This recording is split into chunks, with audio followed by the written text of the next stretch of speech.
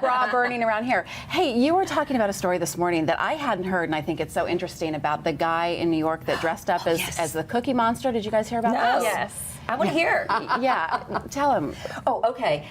These guys do this in New York City, Times Square. The guy dressed up as a Cookie Monster took his picture with a little kid, 2-year-old kid, and he didn't get paid for it by the parents. So he shoved the kid, and he got arrested for child endangerment, aggressive begging, and some other charge. Yeah, but.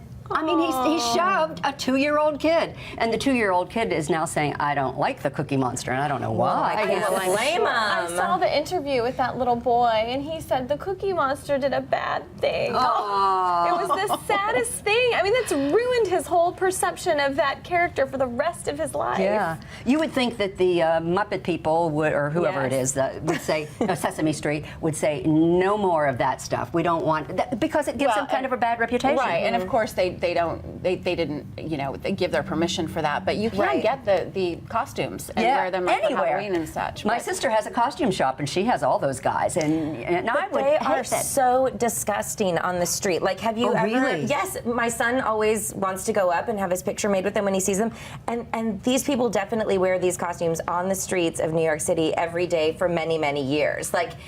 It's don't let your kids take pictures with them, right? Well, and especially I think a lot now of if we know people- that there's pushing and shoving going Yeah, on. and I think a lot of people, they're there as tourists, and then they're sort of naive to it. I can remember a couple of months ago, maybe in December, one of the Super Mario brothers was arrested for groping somebody on the street. So look out.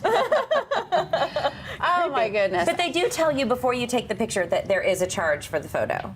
So the parents there's no knew. surprises? It's not a surprise. Okay. It's not like you take the picture and then afterwards they say, by the way, that's $5.